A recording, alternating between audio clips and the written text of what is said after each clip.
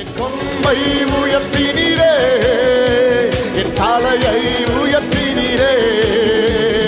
வெட்கப்பட்டு போவதில்லை ஒரு நாளும், வெட்கப்பட்டு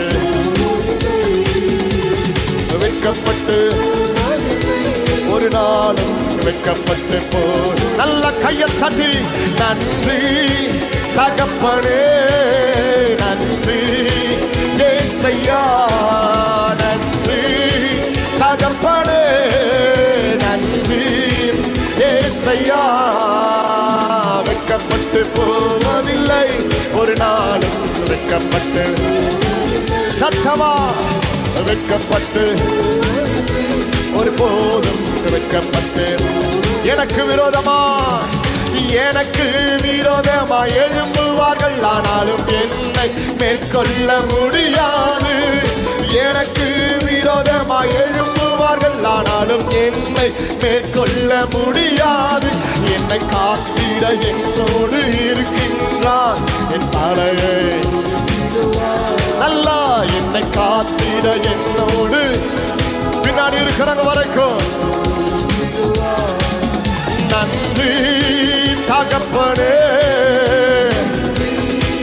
ஏசையா, நன்றி தகப்பனே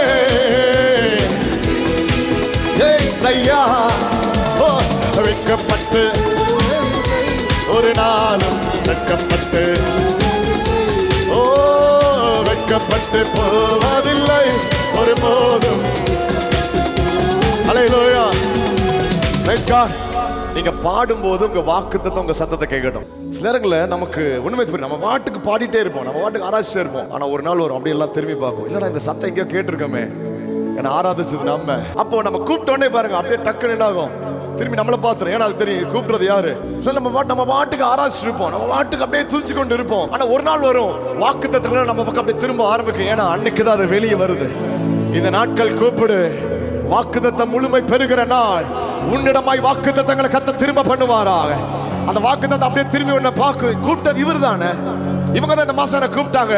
கூப்பிட்ட வாக்குத்தத்தம் உன்னை இந்த மாதம் என் புலம்பலை களிப்பாக ஆனந்த தைலத்தால் தலையை புலம்பிக் கொண்டே இந்த வார்த்தையை சொல்லு.